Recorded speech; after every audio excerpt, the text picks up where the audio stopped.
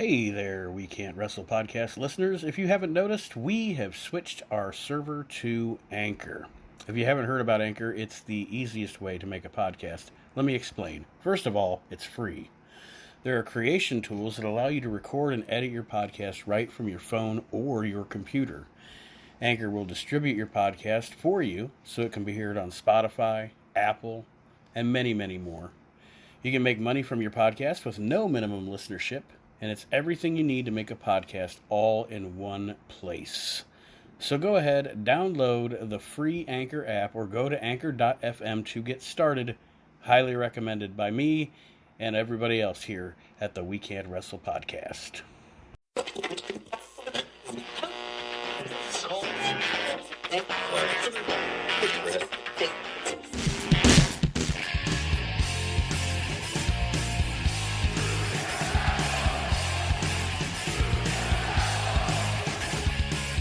You're listening to the We Can't Wrestle podcast.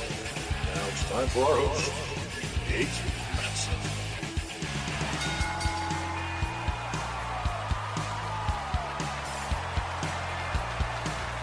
Hello, wrestling fans, and welcome to the latest edition of the We Can't Wrestle podcast and WrestleNet Radio. Nate Maxon here, your host, along with my brother Aaron.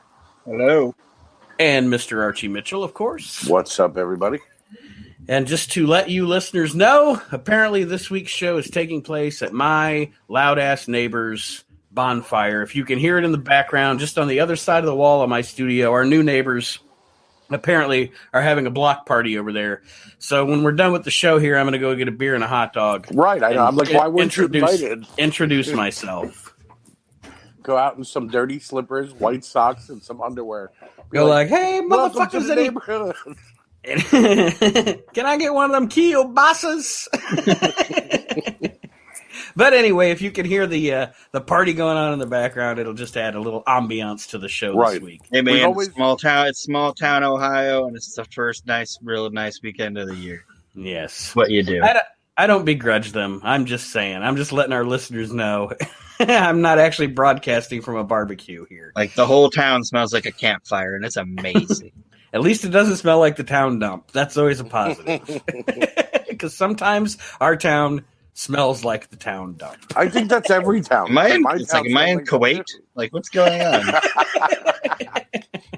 Is that camel dung? Petroleum? What is that? What is going on? All right. Well, this week's show, we have reviewed an event from 1986. It's the WWF Big Event.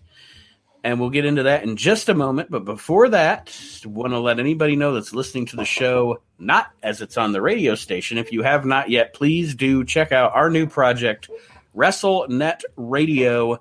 Things are going pretty well for it already. So I am very happy. 24/7, 365 wrestling talk. You can listen to their episodes of the We Can't Wrestle podcast there. You've got Virtual Asylum shows. You can listen to Bret Hart. You can listen to Road Warrior Animal. You can listen to Mick Foley. You can also listen to Archie's show every week. If you smell what the Arch is cooking. Yes, I've been enjoying spewing my venom into West WrestleNet Radio. I'm sure there's somebody that, like, by week 5 that's going to be listening to be like, what the fuck does this guy got to complain about this week? What's going on now? Why are you so mad? And, of course, you can listen to Maximum Gold with David Gold and myself on the station. And Reliving the Extreme is on there. And Aaron and Chad are going to start doing some shows. Aaron and Chad Austin, without the anchor of having me around, are going to start doing some shows on their own. I'm really looking forward to that as well. Now, that being said, unless you guys have anything else that you want to discuss. I have my menu. I know, Aaron. Yes. Well, Aaron, before you get started, I know you're going to be doing a show with Chad, but I'd like to, we talked about this before the WrestleNet Radio started, you and I doing a show as well. I think we need to lock down a day. You're not busy, and I'm not busy, an evening, a day, whatever. And you mentioned Smoky Mountain Wrestling. And I haven't watched a lot of that, so I would love to probably do a review show with you on that because it'll give me a chance to go back and watch some stuff I might have missed. Oh, yeah, we can do that. So the boss is here. Run in. Yeah. The boss is here. There she is. Archie's grandbaby is on the show. There's a Yes. cameo we like to have. Not Yes. my neighbor's bonfire, but Archie's granddaughter. That's a good cameo. She was coming to break shit because she doesn't want to go in the bath. So she was trying to get me to like, grab her and be like, "Yeah, stay with me." You know. But yeah, that would be great for you guys to do a show on Smoky Mountain. I think that would be awesome for the And listeners. we'd love to have Nate on whenever he can as well. And that being said, Aaron has, based on our conversation last week about the WWE cookbook, Which was hysterical. I didn't do my due diligence. I didn't come It was up with okay. I Hysterical. forgot. Yeah, forgot. that's how hysterical it was. Everybody but me forgot. I'm still laughing. I'm still laughing about Salsa Banks. But anyway, Yeah, that was just like really wrong. I forget what the Yeah. other one was that was really funny. But Aaron has come up with some pro wrestling themed dishes of his own. And we'll decide whether we're going to clap for them or Gordon Ramsay them. Shut it down. Well, I thought we were going to start at 10:30, so I had like a 30-minute break. So I was like, I had to do something. You did all this in 3 minutes? 30 minutes. Oh, So we're 30 these in minutes. 30 minutes. All right. You guys ready? Yes. All right. Corned beef and Nash. I like it. You just got to make sure that it doesn't blow a quad. I couldn't remember if this one was one that was in the book or not, but HB Cake. No, that's a new one. No. That's a new one. No, the HB cake, the only cake in the book was the beef cakes. Yeah, that's stupid. King Kong Sunday. I like that a lot. And you have to call it Sunday. Not King Sunday. Kong Sunday. And it comes with 5 spoons because of the 5 count. Should have ended on that one. They're listening to Afro Man because they got high next door. Oh my god! Mean Gene Okerlund. No. No. Not Okay. horrible. Not horrible. It belongs in the book. I will say that. Rick Rutabaga. That dish is ravishing. Yes. What I'd like to have right now is for all you fat, out of shape patrons of Aaron's restaurant To eat a goddamn vegetable. Rick Rutabaga, you fat fuck. All right. You guys ready for the next one? Yes. Big Van Tater Salad. No. That should have been in the Tater. book. Big Van No. Tater. Now, as they're serving it, do the workers like come out holding the It's dish together? time. It's tater It's time. It's tater Tater time. time. Tater time. I mean, the man himself handed out taters.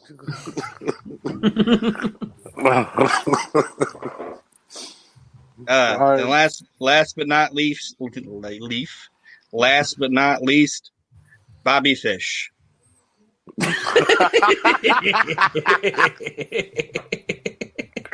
That one was the least That's thought the of, best. but that was the best Yeah, one. That's the best one.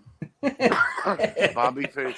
The comedy is beauty in its simplicity. Yes, You can that was- only order the Bobby Fish 4 months out of the year because he's injured the rest of the time. It's a seasonal. It's a seasonal. dish. Seasonal, right? We can only get the black cod 4 months out of the year, so Now, you get I the have- Bobby Fish. I have a question about the HB cake. Does that take a 4-year hiatus and then come back like the McRib? And it's much better. And it's much better, Like it's- right? I mean, it's still it's still as good as it was, but it's a little more tasteful. When you go to eat it, you're like it looks really good. You're like, oh man, this is going to be delicious, and you've had a great meal and everything, and then you eat the HB cake, and it's kind of a letdown, and you just lose your smile. Oh, that makes sense. That makes sense. I like that. You know, one of my favorite memes ever is What? they have this. It shows the sign on the door at McDonald's that says, "Sorry, we're all out We're all of out boy of boy toys." And then it toys. shows Shawn Michaels crying face from that Yeah. Thursday Raw Thursday. Yep. Or that one where it's like Sean's like happy, and he's looking at Steve, and then it's Steve flipping him off. Yeah. So then it's like your coworker that never does anything bad and is very nice, and then you, and this is like, and then it's flipping him off. All right, the big event. Yes. It's the WWF did this show. Excuse me. In between, all right, so you had WrestleMania 1, and then you had the Wrestling Classic, which we have reviewed. We reviewed back in like one of the first 10 episodes of the show, I think. Okay. That was pretty awful.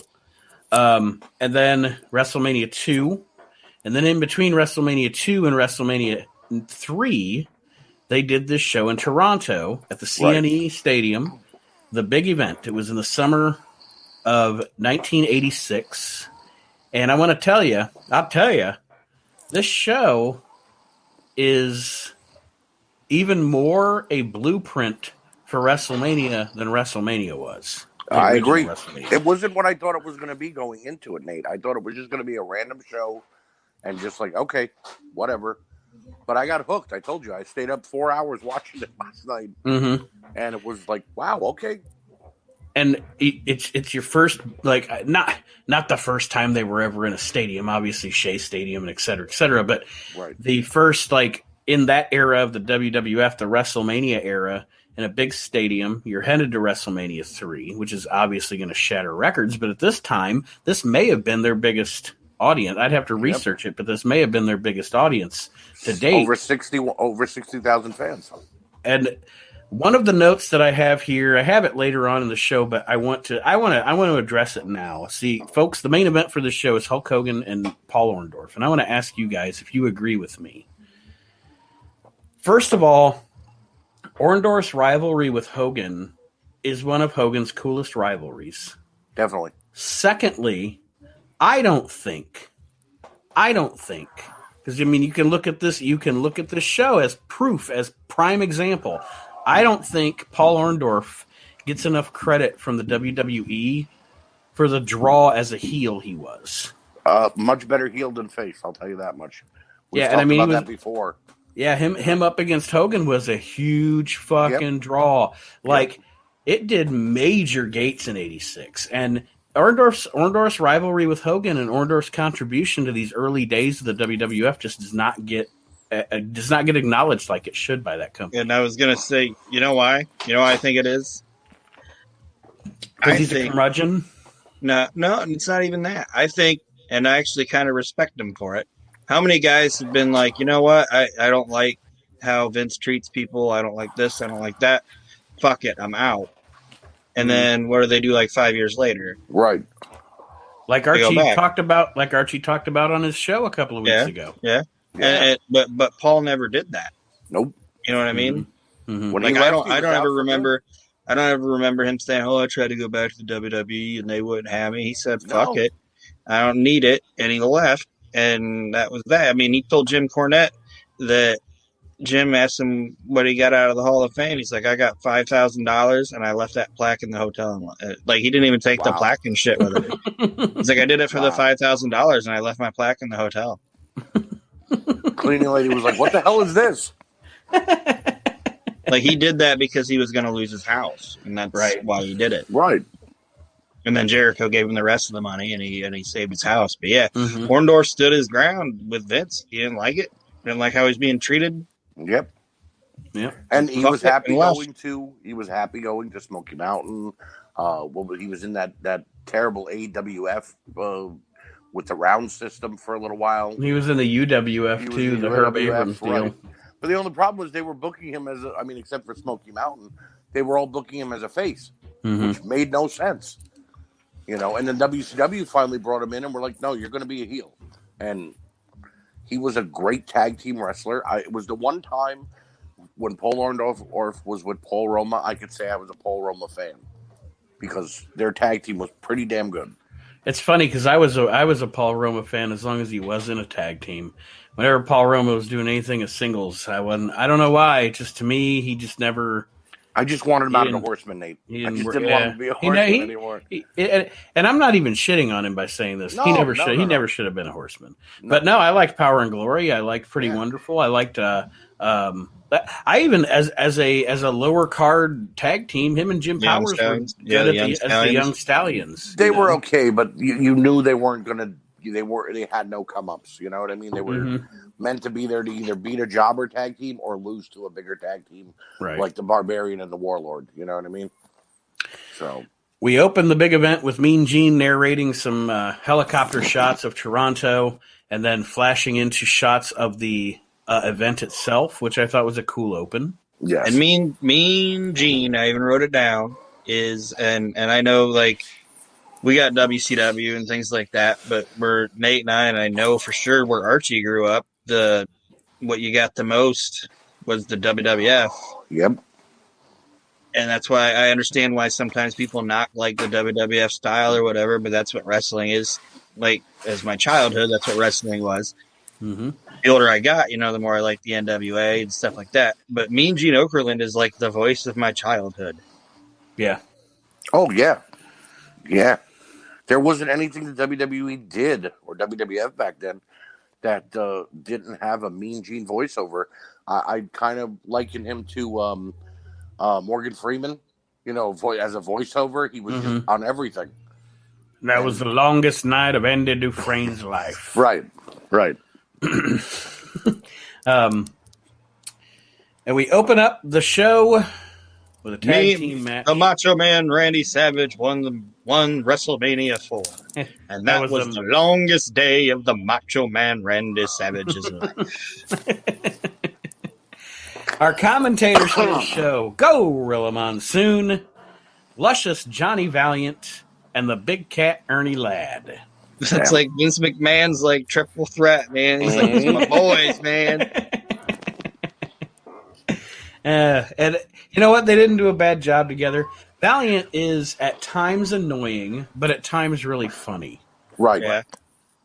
And Ernie Ladd, what Ernie Ladd did, and I know, like, at first I was like, man, Ernie Ladd isn't really doing much. But Ernie Ladd spoke when he needed to speak. You know what I mean? His voice carried when it needed to, right. Younger people that listen to the show, and I count myself as far as Ernie Ladd goes as a younger person because Right, I never watched him wrestle. I didn't discover I knew of Ernie Ladd Right. as a young kid, as the back, like this announcer guy or somebody that would do an interview talking about a match, or like he did the interview talking about, Bam Bam Bigelow versus LT because he was a wrestler and a football player. Right. And you saw little clips of him and stuff. Well, as I got older, and like Aaron said, you start going back and, watching stuff from before, either before you were born or stuff from territories in the 80s that you didn't see because of where you lived. And anyway, do yourselves a favor if you haven't and go and watch some Ernie Ladd. Oh, yeah. Because that dude was a super, super awesome heel.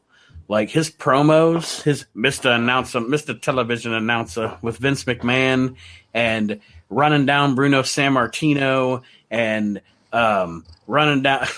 There's an interview. I'd have to pull it up to know exactly what it is. He does an interview, cracks me up, running down Special Delivery Jones, just running that motherfucker down like this Special Delivery Jones. But Ernie Ladd, fantastic heel, one of the best. But in like Aaron said, in this event, he spoke when he needed to speak, and his voice carries, and it every time he speaks, it serves a purpose, and you notice. Definitely. I enjoyed the commentary. Would I have liked a Bobby Heenan or even a Lord Alfred Hayes? Yeah, but for what we got, being what kind of show this was, I can't complain. The opening match, one of the travesties of the of the 80s expansion in the WWF is the way the Funks were treated.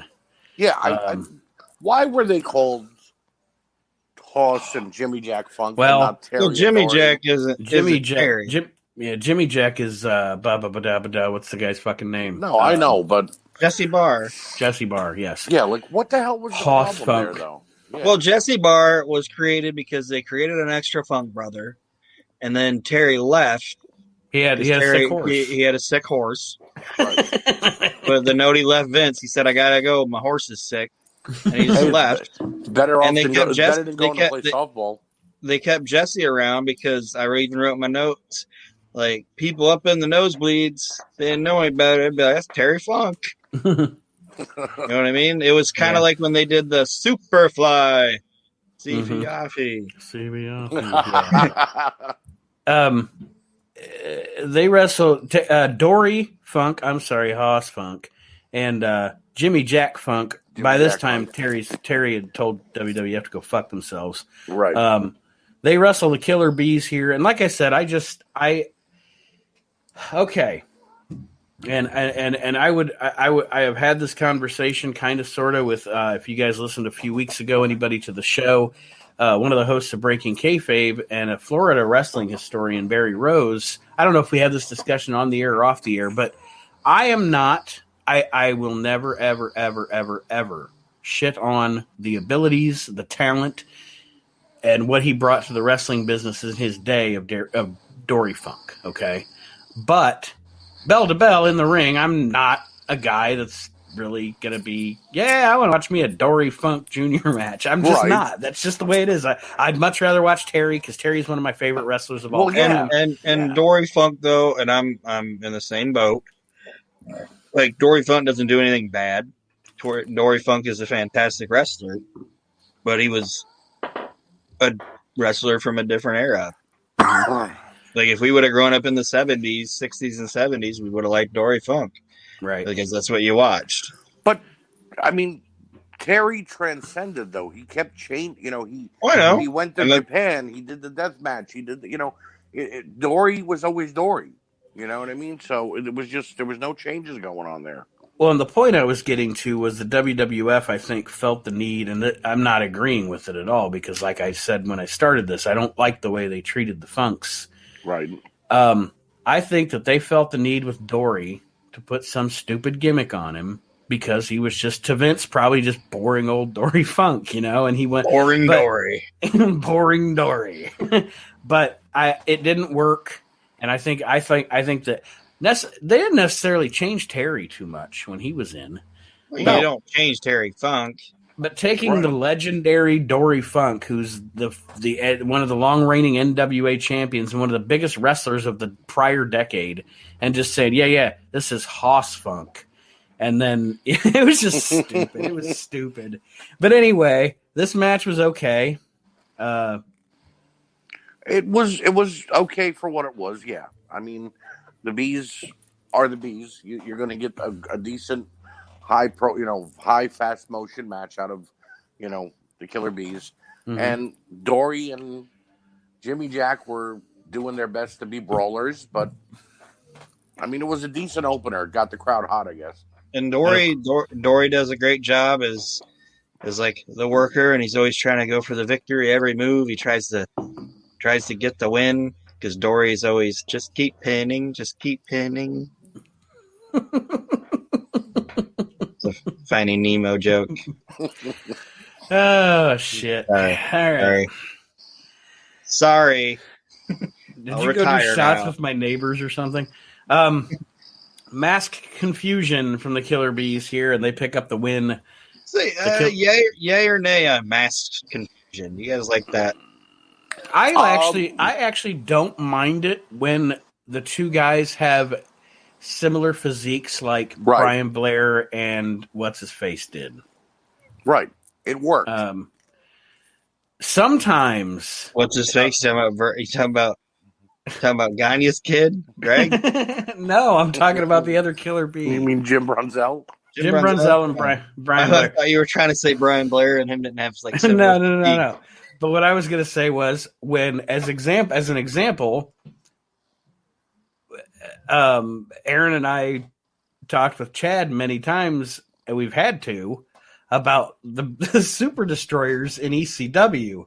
When those guys would do this, they had the same mask on, but when those guys would do the switcheroo, it was totally unbelievable because one of them was like almost a foot taller than the other. Right. And or when they would try to do it with Demolition and Crush and Axe, just like it's just I don't know, but. Yeah, I think with the Killer Bees it worked because they, like I said, they were both similar in stature and kind of looked alike physically. So I mean, Brunzel's a little thicker, but you know what I mean. Like I could see the referee falling for that. Right. But yeah, right. overall, mass confusion is stupid usually. I like when they were doing it. I have no problem with it. Like Nate said, they looked almost identical body wise, so it was okay. However, I did not like it when that was their tag team name on that crappy show we watched and reviewed. The UWF show. Yeah. Yeah. It was like, why are they called? I couldn't understand for life. Why are they calling it mass confusion? And then you told me because that was their move in WWF. Like, but why didn't they just call them the Killer Bees? I mean, I can't believe that Vince McMahon copyrighted the Killer Bees. Yeah, or just call them the Swarm, right? Or the Bees. Call them the Bees. Yeah, the fucking Bees. Yeah, it's the Bees. They're mass confusion, but they don't wear the mask all the time. But yeah, but like I said, overall decent. I guess whatever opening tag match. The next match, when I looked at it, when I saw it hit the ring, I was like, ooh, cool. I get to watch Haku wrestle Don Morocco. And then as these two just plodded along in their match, I was like, I'm watching this Haku. Is boring. Yeah, but we have, it's funny because they must have, between the time the show was recorded and the time the show was post-produced and put on video, that must have been when they decided to change King Tonga's name to Haku, because they introduced him as King Tonga, but during commentary, the commentators refer to him as Haku. Right. He wrestles Don Morocco, who is, of course, managed by Mr. Fuji, to a draw. This was, I put down, I was excited and then not, because this was very plotting. The first 5 minutes was decent because they just banged into each other, but then the last 15 minutes was like, is it over yet? It was... You know, when you watch it, when you see a car crash, and then it takes like 3 hours to clean it up, and you're like, are they ever going to clean this up? Is it going to be done yet? That's the way I watch it. It's like, is it over yet? Can we can I fast forward? You know. There's a point in the match that I rewound it twice because I swear to God, Gorilla Monsoon curses. Probably. He messes up. There's a line, and I rewound it like two or three times because I wanted to see and every time I heard it the same way. He says, and it was like at the not of the match, but of the time of the show, the 15-minute, 2-second mark. He says, they're exchanging, and I swear Morocco will come up with the short end of this shit. Wow. I swear to God. You may be right. You may be right. I'm going to go back and watch it. What did you say, 1502? I got to go back and watch it, too. That was the short end of this shit. He might not have realized he was on mic if I said it. But it's. I thought he said stick, but I think he meant to say stick, but he said shit. And Ernie Ladd was like, "Oh, Mr. Television Announcer." All right, so less said about that, the better. Less said about this next match, the better. Good God! What a squash match! Big bumbling Ted Arcidi, against Tony Garea.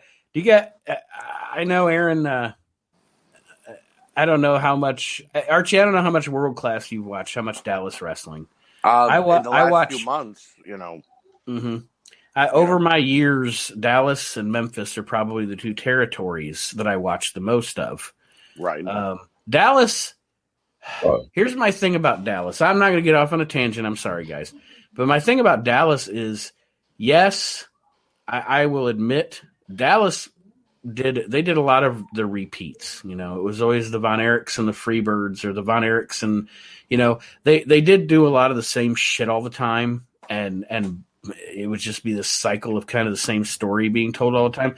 I think the reason I like Dallas so much is the television production and things like that. They were the first ones to do like the, you know what I mean, the way they did the interviews and the character profiles and stuff. But anyway, what I'm getting at is, in the dying days of Dallas, what might have finally actually killed it was they actually tried to use this Arcidi joke as one of their top heels. Like, he was managed by Percy Pringle, and he is just I don't know, man. This guy's just a bumbling oaf. That's the best way I can say it. I don't know what it was. He's probably a perfectly nice gentleman, but he was not cut out for the wrestling business. He looked like a weeble wobble. The way he was built and everything, he looked like he was about to tip over. And just, I don't know. And if being managed by Paul Bear before he was Paul Bear can't help you, then there's nothing they can do for you. I'm sorry. Oh yeah, but by the time he was in Dallas, it was probably like late '87, early '88, something like that, and he hadn't gotten any better than this. Like he wasn't any better. Right. So, but yeah, this is pretty much a rough match with him putting a bear hug on Tony Garea, and like I said, less said the better about this one. Tony Garea gets no respect whatsoever in the WWF. When I watch his matches, it always seems like he's either getting his ass whipped or he's still losing. You know what I mean? He just doesn't. I've never watched him win. He had a team with Rick Martel in Yeah. the early '80s. Yeah.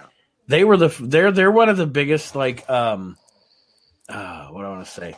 The biggest dichotomies in wrestling history. Because if you watch that team, all right, you got an interview. Let's say Vince McMahon's interviewing them outside the ring.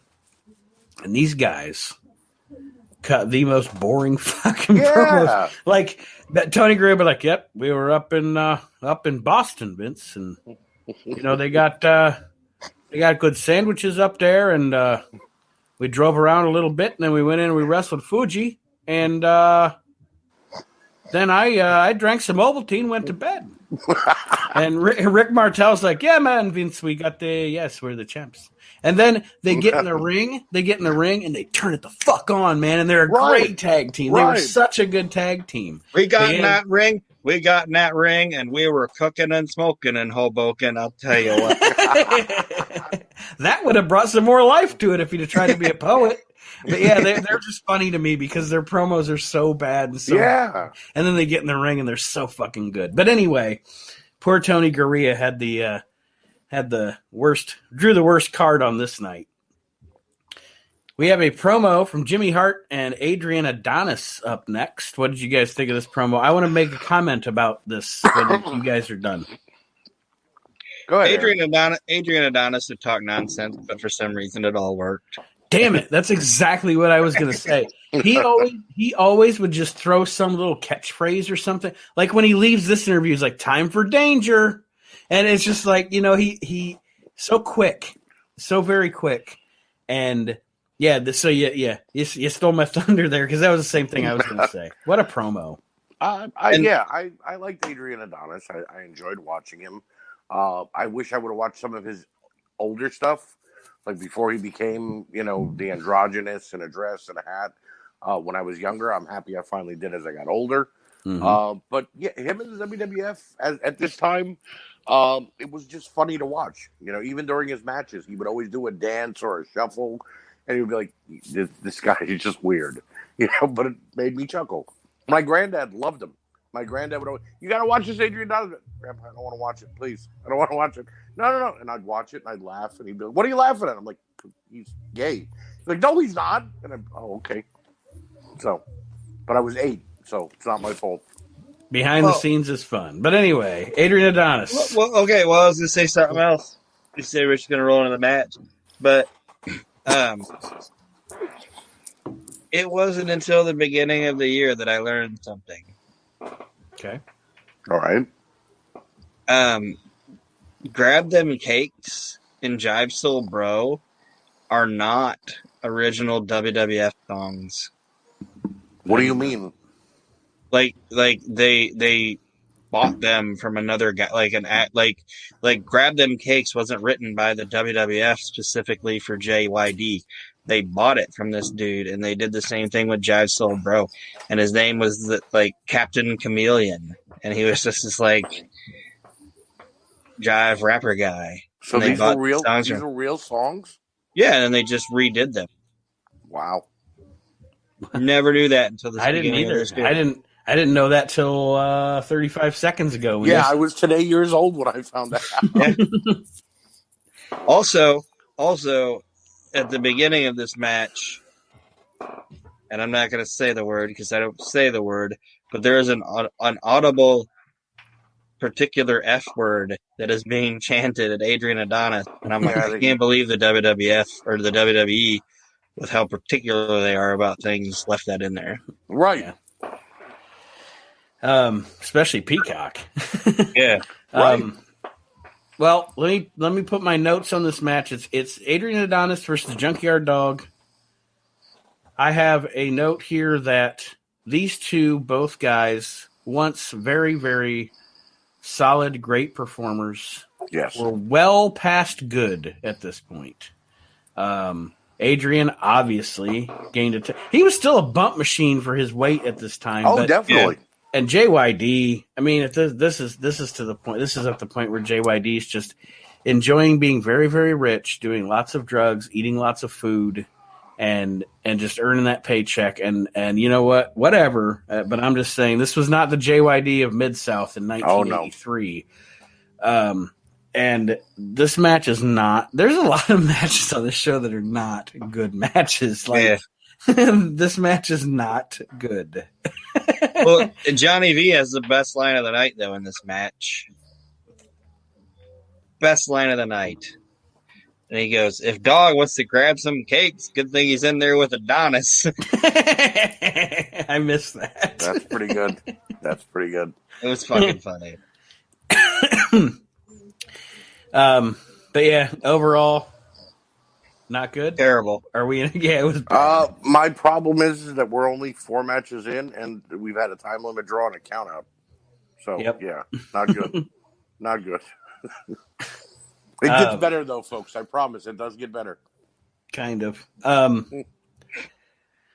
And how did he even get counted out? Like he wasn't even out of the ring for more than 10 seconds. I don't think anybody knew what the fuck was going on here. Like JYD like hits him with a chain and then beats up the ref and he doesn't get disqualified.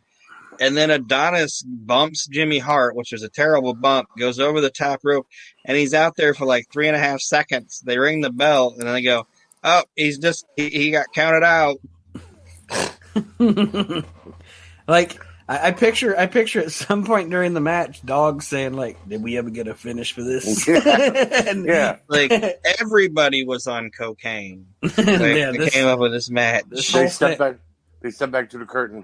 Who won? I don't know. This event, as I'm watching this event as we're going through it, this might be why George Scott got fired as booker.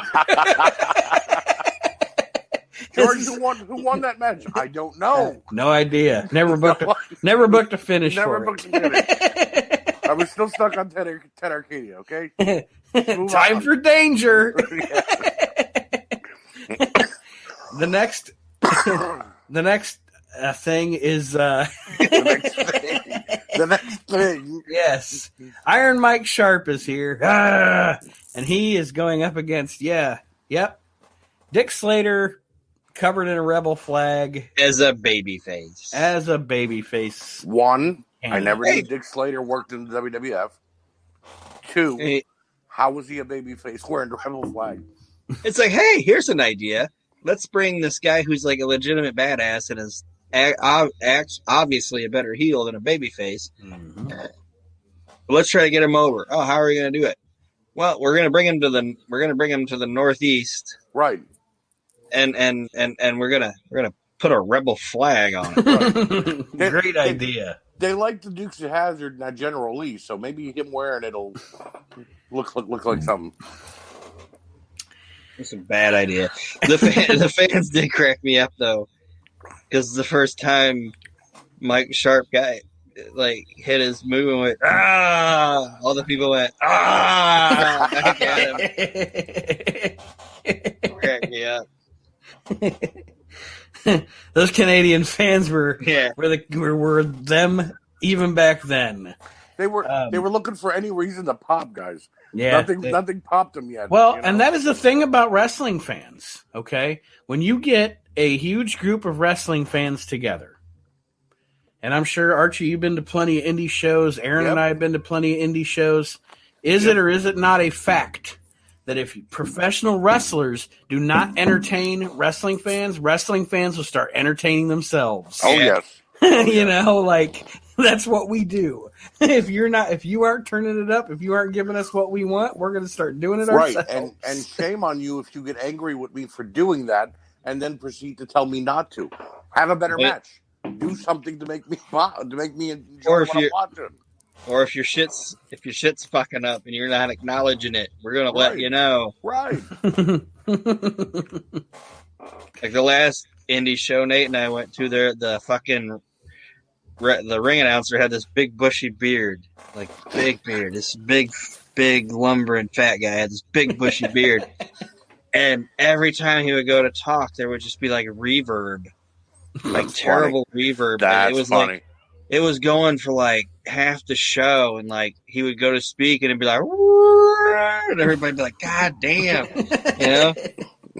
And I didn't know anybody other than Nate, and it's like, it goes real loud and real loud. I go, "What? You got fucking metal shaving in your beard?" And the people around Dude, us I don't even know. Next to me was Right. like,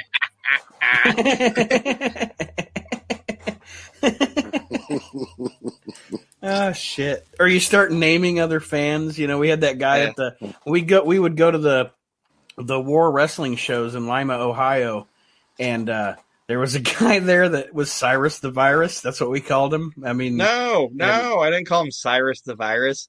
He was like this dirty redneck guy, so I named him Billy Ray Virus. Like, I'm sure he's got something. Billy Ray Virus. where did I get Cyrus the Virus? He was Because the guy that in was ECW. Cyrus's name in ECW. Oh, Yeah, ECW. Yeah. Don yes, okay. Callis. But yeah, Billy Ray Virus. That's good. That is good, Aaron. Now So, we get. we didn't enjoy this match, so we Yeah. glossed Dick's- over it. Dick Slater essentially squashed Mike Sharp here. We get a good Bobby Heenan promo about the main event coming up, along with Mean Gene, talking about Paul Orndorff and his other stuff he's got coming up. Now we get something good on this show. Yeah. And I want to ask this question real quick. Mhm. Is the machines like the only thing that Vince McMahon ever like allowed to come into his company that wasn't his thing? Yes. Like, does that make I sense? I believe know so. they had like the NWO, but do you get what I'm saying? You're talking Yeah. about before the Monday Night Wars were over. When it was Yeah. would you say that the only other person that I would say he let come in and kind of retain.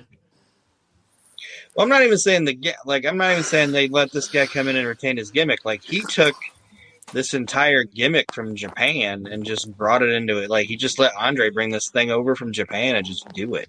Mhm. Because the machine, like Super Machine, was Super Machine in Japan. Right. You know what Yeah. I'm saying? Right. And you're right, but this was before the machine thing kind of started up before he started the whole nothing exists except the WWF. Right. Because he had Lou Thez on TNT. But Yeah. no, I mean, you know what? Yeah, you're right. You're right. I mean, I'm not trying to dissect your question. But yeah, you're right. This was something that was completely just another promotions thing. Right. And Vince is like, fuck it. Andre wants to do it. Let's do it. Yeah, and then I mean it always seemed weird to me that it was. I don't know. I mean, I like it, but it was just weird. And of course, Vince clowned it up. You know, Yeah. he was Yeah. like, And Got it. Hyper Machine, Hulk Machine. Hulk Machine. Let's do some. I'm hoping you guys didn't Google it. But all right, who was Super Machine, Nate, Super Machine was Bill Eadie. and who was Big Machine? Wow, I've never known that. I knew that Demolition Axe Let was me Super think. Machine. I Because didn't know obviously, Giant Machine was Andre. who- Andre, right? Blackjack Mulligan. Yes. Yes. And this whole machine thing was done for Andre to keep him working, but Mhm. not working because his back was all fucked up. Right. And that's why I think like it was. I think if anybody other than Andre would have went to Vince McMahon and said, "Hey, they do this thing in Japan called the Machine, and I could take this gimmick and use it over here." And honestly, I don't think anybody other than Andre would have been able to say, "Hey, I'm going to take a gimmick from your promotion and take it over here and do it." You know what I mean? Right. Yeah. Right. The match we're discussing is the Machines. It's the Big Machine and the Super Machine. And Captain Lou Albano against Big John Studd, King Kong Bundy, or King Kong Sunday, and Bobby the Brain Heenan. Heenan. My notes here, two of my notes here before we get into it is I'm always down to watch anything with Bobby Heenan and Bill Eadie in it. And They should have made after watching this or watching any time he gets in the ring. They should have made Bobby one of the machines and called him Bumpin' Machine.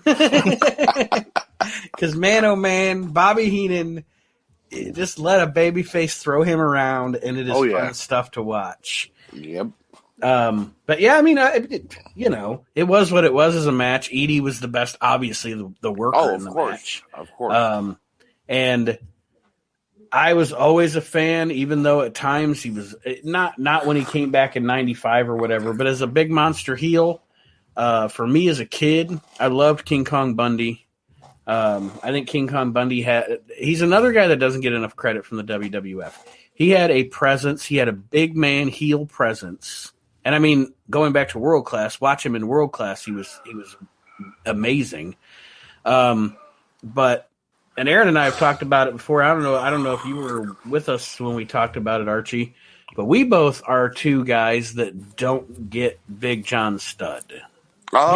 Big John Studd was overrated, I think. I never really dug Big John Studd. No, I didn't. I found pretty much everything he did as an afterthought, including him winning the Royal Rumble and including I never understood, obviously, WrestleMania 1, the Body Slam Challenge. Andre's the babyface, Studd is the heel. But then when Andre turned, Studd became the face, and he was even more out of place. Mm-hmm. You know what I mean? He just didn't fit in anywhere. So I agree with you there. I just wanted to look up something and see, if I could find out the answer to my question or whatever. And it was basically what I said, that Andre came up with this. He said, "Hey, let's borrow this thing from New Japan or whatever." So I Wikipedia'd it, and the original Super Strong Machine from Japan, he went by some other different machine names, and one of them is my favorite one, which is it Love Machine? hey, you're close. You gotta add a word. He was the Super Love Machine. Super Love Machine. And who played that? I can't say his name. Why? I don't know how to pronounce it. I thought you were keeping his anonymity. Aaron's like, I can't break kayfabe. Right. Yeah, that's what I thought. I didn't just know you couldn't pronounce it. All right. So overall, I thought this match was good for what it was. You know, it was an attraction. It was a way to get Bobby to get in the ring with the machines and bump around, and Albano's big ass was in there doing whatever Albano does. And that's what I put. The whole purpose of this match was it was an attraction, and it was people wanting to see Bobby get beat up. And it was fun. It was a fun match. Definitely. It didn't have like a star. Albano let him slap him, and then he punched Bobby, and he bumped everywhere for Bobby, and Bobby bumped there. Albano didn't bump for shit, but you know what I'm saying? Bobby bumped for Albano, and The next match I actually wrote down here. This is two of the best of this decade doing what they do. This is the best match in the whole goddamn card. In my opinion, Jake Roberts and Ricky Steamboat in the Snake Pit match. In my opinion, the two most underrated men in WWF history. Next, and Ravishing Recruit is the third. Mm-hmm. So yeah, these guys were, like I said. I mean, if you're going to pick the top, maybe we could do it sometime. But if you're going to talk about the top 25 wrestlers of the 80s decade, these two guys place easily. I'd say in my top 15. Definitely. The psychology in this match is great. The work is great, and I love the finish. But I'll let you guys talk about it first. Well, I was going to say that, and this might be a weird analogy, you guys, but it's different because he went there a couple different times. But Ricky Steamboat is the Bret Hart going to WCW of the WWF. Oh, definitely. They wasted Ricky unbelievably. They had Vince McMahon had no fucking idea what to do with Ricky Steamboat. Nope. I know he got the IC victory and all that, but even then, after that, he didn't. After that, they didn't do. What did they do with him? What did Ricky really do? After he won the title. Ricky Steamboat was, and let me just make a comparison quick. Ricky Steamboat in the 1980s was to WWE as Daniel Bryan was in the 2010s. He was that guy to WWE. He was that guy that they didn't want to acknowledge that he should be a top guy, but there were times where they had to make him. You know what I mean? Like, yeah, I'm not all about that Steamboat, but the people seem to like him. Let's give him the Intercontinental. Right. You know what I mean? Like, just like Bryan, that Vince and Triple H and them did not want to put that belt on Daniel Bryan. The fans wanted them to put that belt, and begrudgingly they did it. But that's just I guess I compare those two. Like in Vince's mind, I look at those two like the same. Like Vince looks at Ricky Steamboat. He's a good worker, but I don't see any money in him. And that was but if you would have just trusted him and let him go, let him do something. You know what I mean? Actually, let him have. I mean, you saw what he did. Here's Vince McMahon. You're sitting there. You see what him and Savage did at WrestleMania 3. Mm-hmm. And then you don't capitalize it in any way. And then after Ricky loses the Intercontinental title, you let him slump back to WCW, where he does even better that time around. Has some of the greatest matches in pro wrestling history in 1989 with Ric Flair. Right. You know what I mean? And then help bring up stars like Dustin Rhodes, Steve Austin, and build careers after that too. Mm-hmm. And it's like you never gave him a chance. The only reason you let him win the Intercontinental title is because you wanted Savage to be the world champion the following year. And that time he came back to the WWF in '91 when he was the Dragon. Mm-hmm.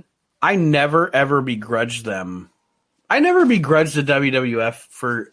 I understand the mindset of I get the mindset of we want to make our show the spectacle. Okay.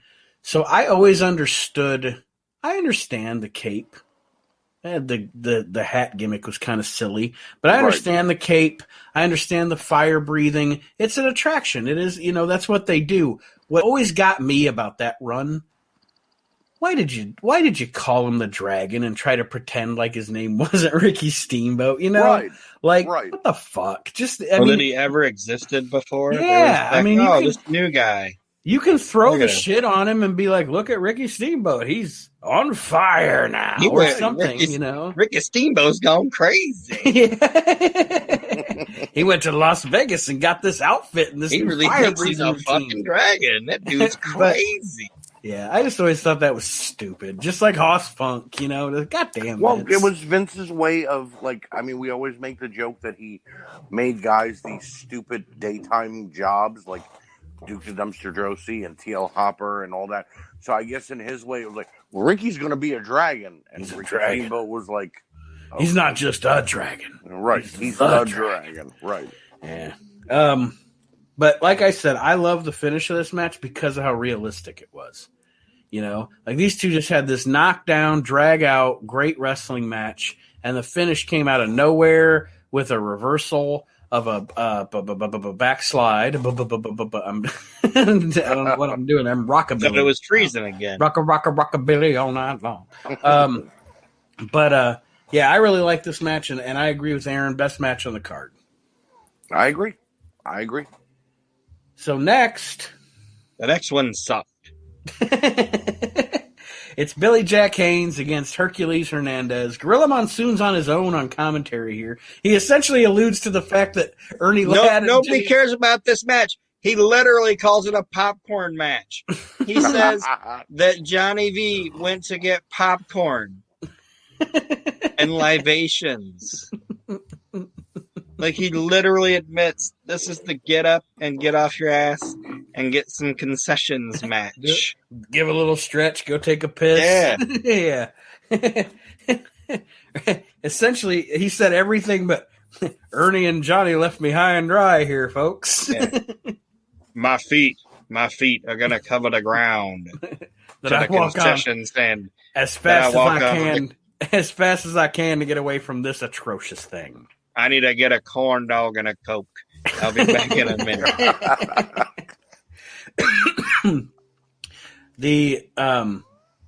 The biggest note that I took here had nothing to do with the match. It was one of the things that I miss in professional wrestling is managers. definitely. Not talking about advisors. I'm not talking about whatever. That's something that MLW does better than any promotion on the planet. Oh, without a doubt. Managers. I am so sad that De La Renta left that company. She's gone now. Mm-hmm. She was the best manager in forever. But anyway, not to get off on a tangent. The reason I said that is because they talked about Gorilla talked about during the match that Slick had purchased half of Fred Blassie's contracts because they were transitioning Blassie away to just have his office where he didn't have to do anything. God bless that man. But anyway, you know why he did it? Why he walked away? Well, he didn't walk away. Why Vince reduced why Blassie reduced his own role? It's in his book. He talks about it. He was coming down the aisle and somebody in like an arena threw a fucking egg at him, and it hit him in his the side of his head and fucked up his vision. So he couldn't see well enough anymore. So he didn't want to keep working out in the ring because he couldn't see fucking well. And in his book, he's like, "Yep."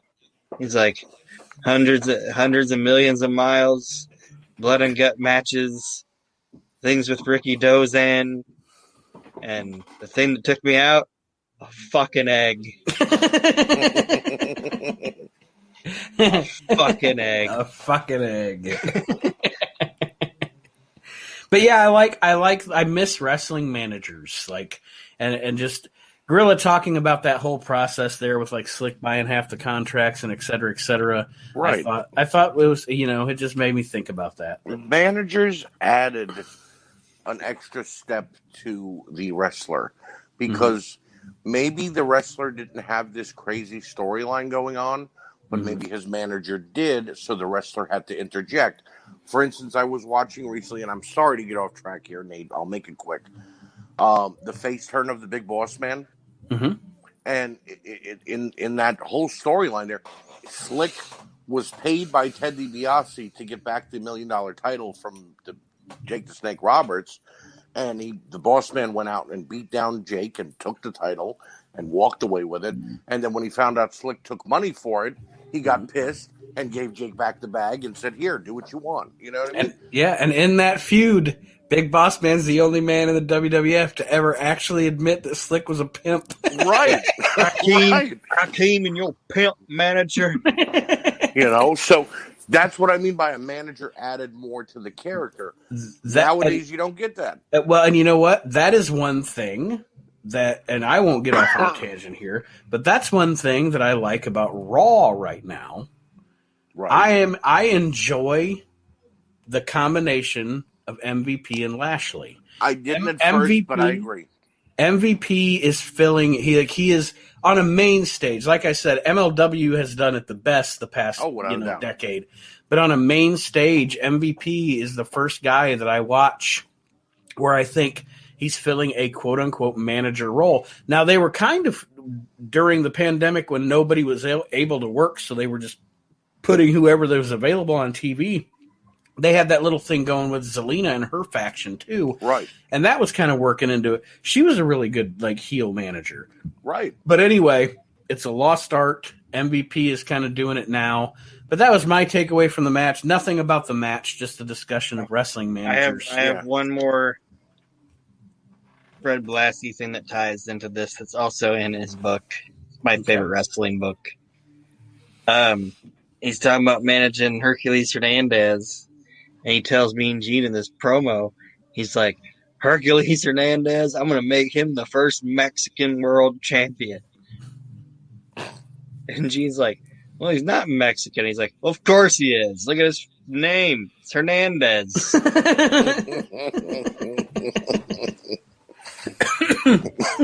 It's obvious. Mexican, his name's Hernandez. Our next match is a tag team matchup. Oh, Billy Jack won that by the backslide, by the way. Yeah, Our next match, a tag team matchup, the Rougeau brothers as babyfaces against the dream team of Greg Valentine and Brutus Beefcake. Aaron, I want to ask you a question. What? I know, we all know, it's the gimp, bro. You don't like the beefer. You don't like the Beefcake. But you have to like the Dream Team as a tag team. They were a good tag team. Greg worked around, and you could tell that he always was literally coaching Brutus in the ring. And he worked around it, and Brutus did his part. They were a good tag team. Admit it, right here on this show. I will not. I put my first note is 3 great talents and a hunk of garbage. At least you're consistent. Greg Valentine, and I also wrote what Greg Valentine said in his Hall of Fame induction. He said, he's talked about all the people he worked with, and he said, I taught Brutus Beefcake how to wrestle. Well, I tried anyway. But yes, this was not a bad match. I liked this match. Everything was great about it except Brutus Beefcake. He's a Forrest Gump. Brutus Beefcake is a Forrest Gump. He's always in the right place. A stupid idiot with a bunch of shit happening around him. No fucking idea what's going on. That is hysterical.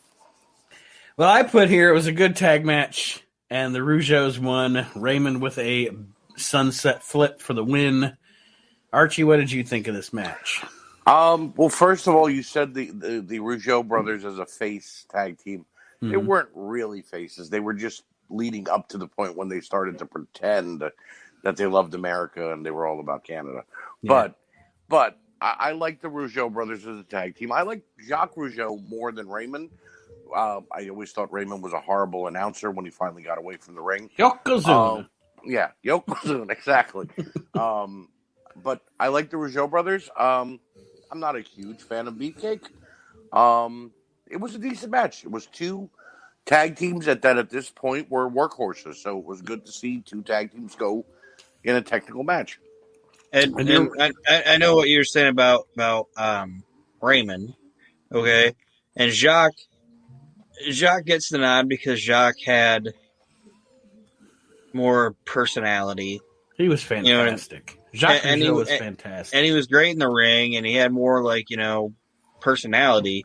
But they, everybody, when they talk about the Rougeau brothers, will say, oh, Jacques was good, but he was kind of a prick. He wasn't a likable person. Mm-hmm. I thought he was. Everybody says that, on that roster, Raymond Rougeau was one of the, a badass. That dude was a badass. You didn't fuck with Raymond Rougeau. He would fuck you up if he had to. Right. And that's why whenever you read about, all of the stories about, Dynamite, mm-hmm. It's all about Dynamite fucking with Jacques. He never fucked with Raymond. He fucked with Jacques. Because that's what bullies do. They fuck with people that they know can't fuck back. And Dynamite knew that Raymond probably handed my ass, so I'll just fuck Jacques Rougeau. So, a quick question for you guys before we move on to the next match. I just always think it's great. It always cracked me up when I first started, when guys first started talking about real shit, shoot interview, as real as shoot interviews are, Right. Here's this Raymond Rougeau guy. It looks like a fucking market manager, a market manager, but he's gonna fuck you up. It's anyway. A question for you guys that I'll pose you here. Talking about Jacques Rougeau. Mm-hmm. Better tag team, the Rougeau brothers or the Quebecers? Off the top of my head, I'd go with the Quebecers because they won tag team gold more than once. They had great feuds with the Steiners, the Head Shrinkers, and a bunch of other tag teams. Even Men on a Mission, they got a good match out of them. Mm-hmm. And I don't know what it was about Pierre and Jacques, but they just, maybe it was the Mountie gimmick and the way, but I like them more. Like I said, I wasn't a fan of Raymond. Excuse me, sir. Mm-hmm. They were not the Mounties. You're right about that. Because they always get their man. Their man, right. What do you think, Aaron? Quebecers or Rougeau? Total run, I'd say the Quebecers because I wasn't a huge fan of the Rougeau babyface tag team. Mm-hmm.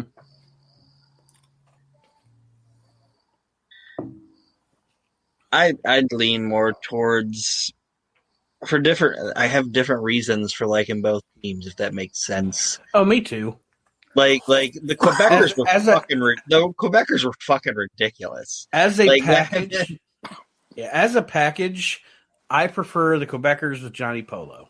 Like Right. I just thought, Right. and maybe it could also be that you're talking about the late '80s versus the early '90s. So the Quebecers were on top of a marginally worse tag division True, too. true. Like they stuck out more because that late '80s WWF tag division is one of the greatest tag divisions of all time. So and the Quebecers and Johnny Polo and Aaron and I have talked about this before too, Archie. Mhm. Those early days of Raw Right. like revolve around the Quebecers. Oh, definitely. The world champion isn't on every week. The Intercontinental champion isn't on every week, but you can guarantee the Quebecers and Johnny Polo are going to be out there getting heat. In some capacity, they were either on commentary or they would do a run-in or they'd have a match. They were so over with that Manhattan crowd that Yeah. they were like singing their music and shit, Mhm. I just personally, and this isn't dissing Raymond and Jacques as a team because I do love them. Like Aaron said, there's pluses and minuses to both, but I lean toward the Quebecers and Johnny Polo myself. I just thought that was a fun question to come out of that conversation about Jacques. Definitely. All right, our next match, it's old school, baby. It is Harley Race versus Pedro Morales. You remember what you said for JYD and Adonis? Mm-hmm. I think this echoes it even more. Two guys in their heyday that just, were just looking for a payday at the end of it. I think Pedro was an agent at this time, wasn't he? If not then, very shortly after then, yeah. And the match was decent for what I put that it was short but good. I also put that the match. Okay, I was just gonna say the match was cut short. Like they came into this match very late, which tends to tell me it probably wasn't very good. Right. What about Johnny Valiant's Puerto Rican Lion? Did you catch that? Like he was lying about a Puerto Rican? No, he said, I think it was Gorilla or Ernie Ladd. I don't remember which.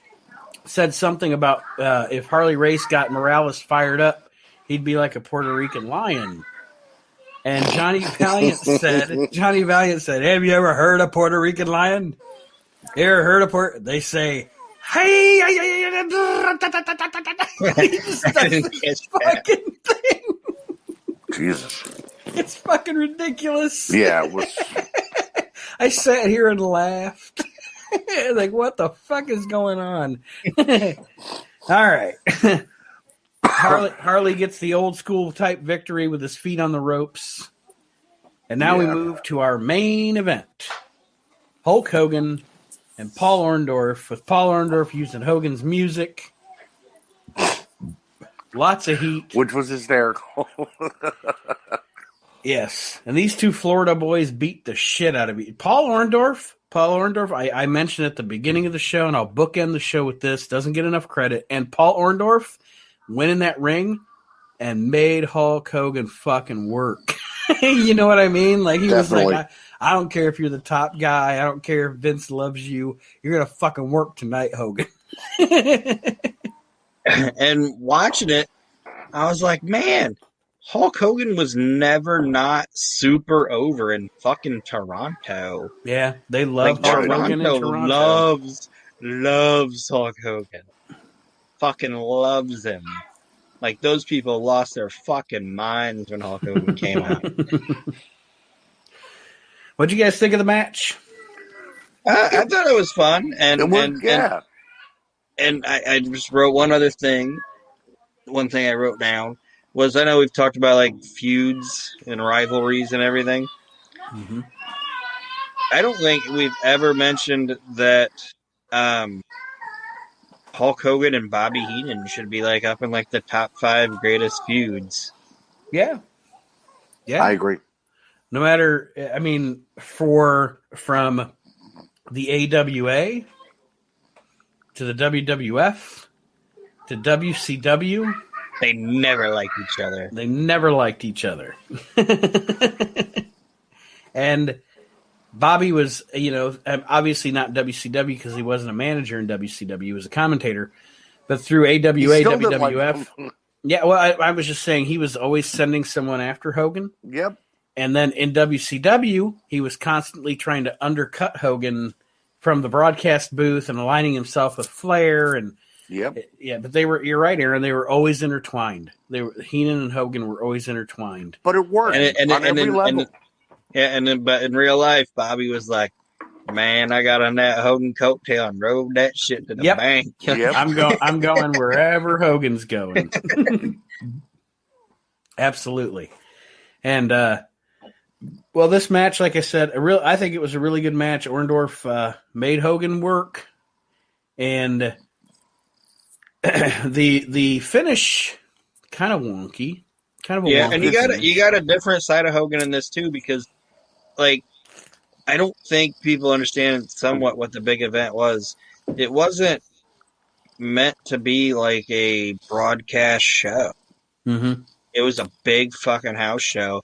And then when they realized, I've read this before, when they realized 70,000 people bought tickets to be at this thing, they were like, we got to film. Mm-hmm. You know, they didn't, like, what I've heard is like Vince didn't know what he was going to do with it. You know, but it's like 70,000 people are going to be at this fucking thing. We gotta film it. So it's different with Hogan on this match because Hogan wasn't working Saturday Night's Main Event, or he wasn't working WrestleMania. He was working a fucking house show. So Hogan doesn't get enough credit for when he needed to, could put his working shoes on and do his thing, you know? Mm-hmm. But then people are like, well, when he's on Saturday Night's Main Event, it's like, well, people don't want to see Hulk Hogan have a fucking 35-minute 5-star, I should say 5-star, but you know what I'm saying. Like, they don't want to see Hulk Hogan do that. They want to play the hits. Right. This was different because, like I said, it was basically a filmed house show. Mm-hmm. So overall, well, okay, Hogan wins this match by disqualification. There's a little chicanery with the ref count.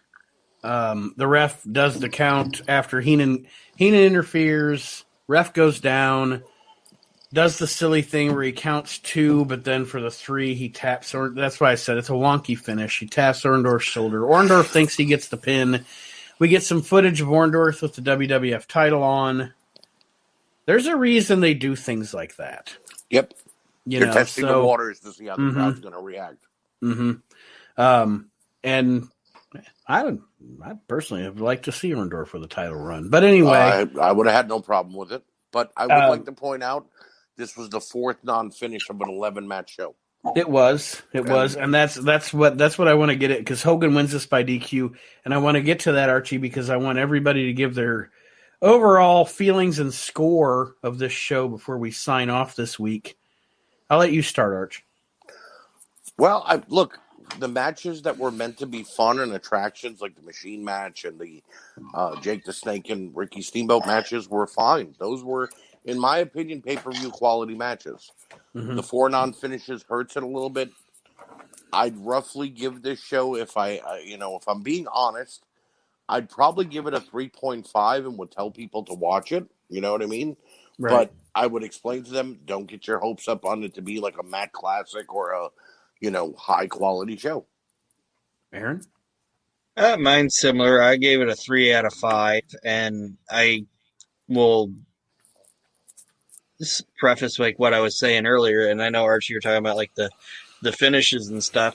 Like I said, this show was not intended to be a bridge to get to another, like, you know what I mean? Like, this wasn't, you shouldn't say a bridge. This wasn't this is going to be the blow off of this feud or this, that, or the other thing. This was just a fucking show that wound up becoming a fucking event, if that makes sense. Right. And that's why I agree. It was a televised thing.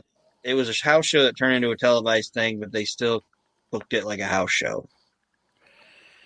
And I also I landed on a 3, like Aaron did. And what carried it to a 3 for me was the Machines attraction match, the Steamboat and Roberts match, which was the best thing on the show. Yes. And up until the finish, Hogan and Orndorff was really good too. Right. Other than that, yeah, lots of, especially early in this show, oof, that undercard was rough. rough stuff. It took to like after match 5 ended for it to really take off. Mm-hmm.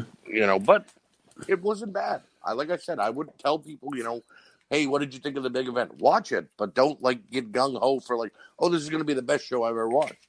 Yep. If you have a chance, I would recommend those of you that haven't seen it, get on the WWE Cock Network and watch this show. That's what we're going to call it from now on, WWE Cock Network.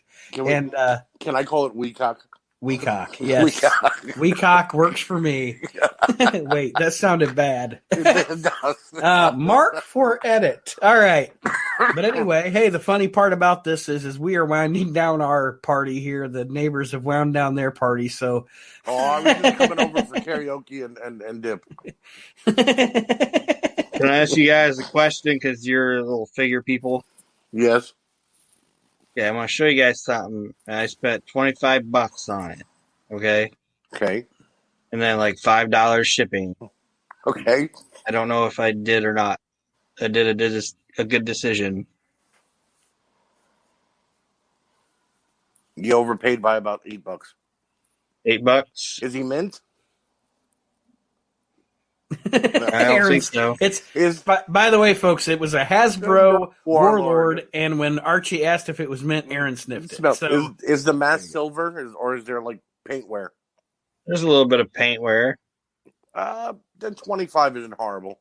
I've seen them go for 15. I've seen them go for 20. I just wanted it. I want to say, folks, I know I've admitted it on the show before. It's okay. I'm one of like the 3 Warlord marks in the world. I love the Warlord, and I love that figure. I really love that figure. Anyway, I wish the mask would have been removable, but it's okay. That's me grasping at straws. Okay. Are there? Okay, never mind. All right. That being said, does anybody want to, Archie, do you want to plug anything at the end of the show here? Check out the Virtual Asylum as always. We've got some big shows coming up with Lita and Kurt Angle. Of course, Darby Allin's coming up soon. Lance Archer, Will Hobbs. A bunch of great names are coming up from AEW. So don't miss out on that. The boys were on the road this weekend to Baltimore. Yes, they with were. Ron Simmons and Candice Michelle and Victoria. I would have been there had I not had to go to the damn DMV this morning and renew my license. But, you know what? You want to hear Small World? Mm-hmm. This is the We Can't Wrestle /Asylum / Reliving the Extreme Small World. Right. Last night, we're recording this on Saturday. Saturday. Yeah, Saturday the 15th. Yep. Last night, David Gold and Rocky Turner and Nick Francis were at Jimmy's Famous Seafood with Victoria and Candice Michelle to get ready for a wrestling convention today. You know who else was at Jimmy's Famous Seafood yesterday? As Aaron and I were chatting with him, Chad Austin, who's getting married tomorrow. Wow. He was at Jimmy's with wrestling historian Roy Lucier. So.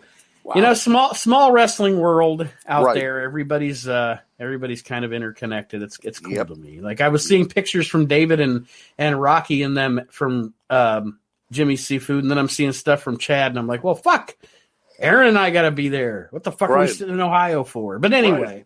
Oh, David almost cursed me out. He's like, why the hell aren't you coming to Baltimore? I'm like, because I have to be at the DMV at 12 o'clock.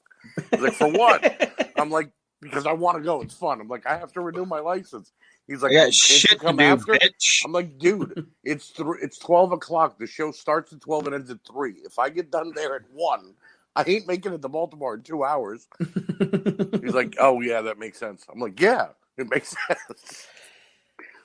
Aaron, anything you want to plug? Reliving the Extreme. I know how to do this. I'm going to go ahead and plug Reliving the Extreme, which is my baby. I don't want to say my anymore, but I love doing this.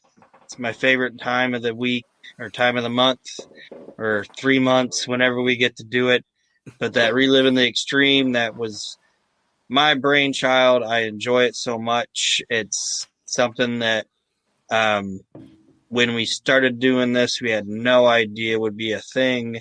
And like no idea that, almost like with this, like Archie, you and I would have never met if we wouldn't have done this. You know what I mean? Right. I would have known you as just Nate's brother. Right. Yeah. And if we wouldn't have been able to have this platform to move into that platform, we would have never had Reliving the Extreme. And I think it's a great show. And I agree. We'll need to. It's the little podcast that nobody knows about. You got to listen to it. Put the word out there, guys. Share it. And I don't want to ramble anymore because I try to say I know how to do this. But what I'm getting at is that if you want comedy, nostalgia, backstage information like we get from Chad, and just fun times, get on there and listen to it. And if you want to watch the show you watch might be shit, but what we get out of it is gold. Yep. Gold, Jerry. Gold. It's gold, Jerry. It's gold. And, of course, I will one more time plug WrestleNet Radio right now, 24/7, 365. As we speak, I don't know what's on, but I know something's on. And you can listen to all of the personalities of the We Can't Wrestle podcast, the Asylum Wrestling podcast, the Virtual Asylum, Reliving the Extreme, all of us 24 hours a day, 7 days a week in your fucking face. Yep. With WrestleNet Radio. And we want to thank everybody who supported that so far and supporting this show and all the things that we are doing as a community that, probably what, Archie, late 2019 Yep. was when we really got going as far as getting you in this show. Yep. And you joined the Asylum. Yeah. And it's been a little over a year. This community to me is there's my family here at my house, and of course my brother and my dad and blah blah blah. But you know what I mean. There's my family, and then there's this. This is my other community and brotherhood, without a doubt. And all of you that listen are part of that. We are not, I'm going to let the fans in on something here, Nate. I don't mean to cut you off. Mm-hmm. COVID-19 kept me from a lot of friends and family the last year because of course, social distancing and people not wanting to be around. And it kind of showed me who real family was outside of, this community. Right. But it also showed me who real family in this community was as well. Mm-hmm. There is not a day that doesn't go by that I don't talk to Nate or Aaron or Kyle or David Gold, as far as, the people who are here with us on We Can't Wrestle. And we don't just check up on each other or talk or shoot the shit. You know what I mean? Or if I'm down and out, I messaged Nate the other night at 2 a.m. and he messaged me back and he's like, "Are you okay?" And I'm like, "Yeah, I'm fine. Don't worry about it." But full disclosure, I didn't have my phone, so I was kind of the prick that night. Because I was like, 35 minutes later, I'm like, "What's going on, Archie?" Yeah, but he still checked. And then he checked on me the next day, too. So this is not just a community. We've become a family. We've become friends. And I love it. Can I say two more things and then I'll be done? Mm-hmm. Sure. And Nate knows this. I don't get on a soapbox like political wise, and this is going to be a political thing or any kind of like social issues. You know what I mean? I don't talk about that shit. I don't really care. But I will say this, like Ohio is, unless you're not fully vaccinated, is getting away from the masks and all that, which I'm super happy about because people need to see the glorious face of me. But what I'm going to say is, and I know we don't have millions and millions of people listening, even though they're relaxing stuff, and Arch, I don't know how it's going in Jersey.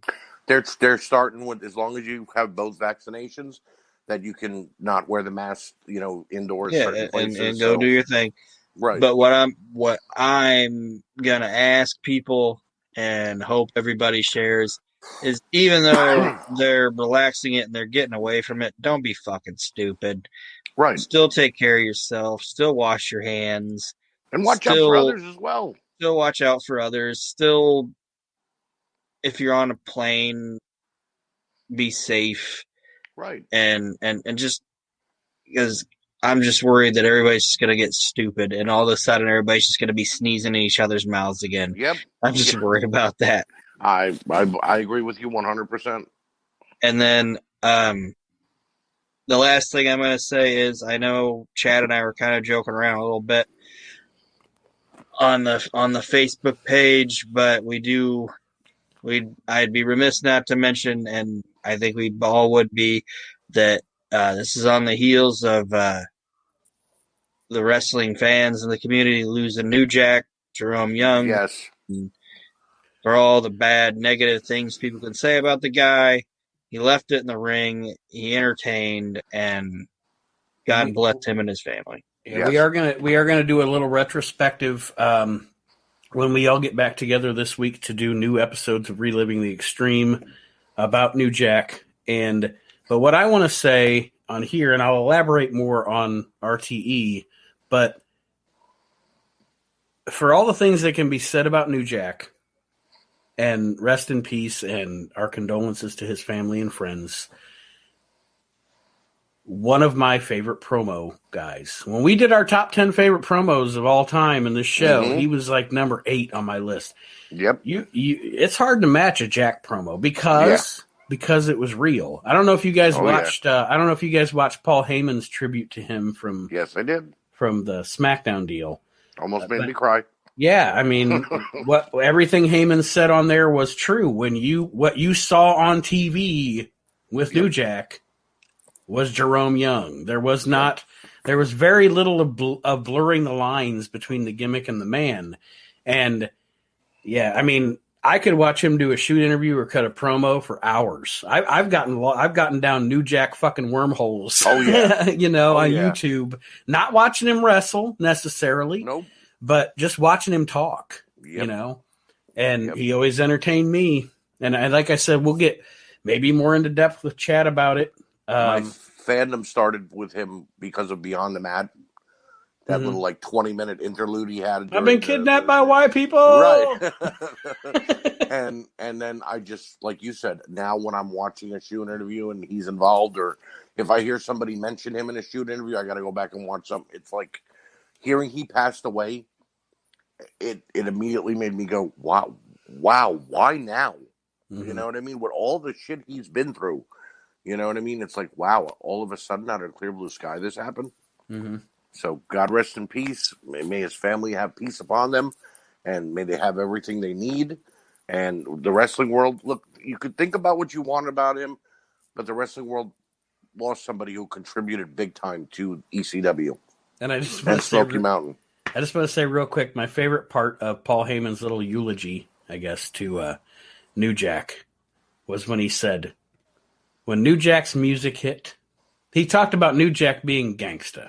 And he said, when New Jack's music hit and he came into that arena, you knew you were getting New Jack. And no, we didn't pay for the rights to use that music because we were ECW and we're gangsta. And I just loved it. He was like, no, we didn't pay for the rights to use that. That was fantastic, Paulie. But anyway, I want to thank everybody for joining us on this edition of the We Can't Wrestle podcast. And I think next time around, we're going to be watching the NWA Championship Tournament from 1994 and reviewing that. That was in Archie's neck of the woods, Cherry Hill, I think. Yep. So we will cover that next time around. I don't like Cherry Hill too much. I got an ex-wife from there. So talk about that another time, though. Archie's country song doesn't work. All my exes live in Cherry Hill. It doesn't work, Archie. I'm sorry. Nope. Thank you for joining us, everybody. We'll see you next time around on the We Can't Wrestle podcast.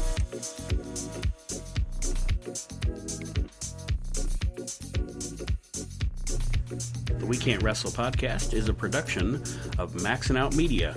All rights reserved.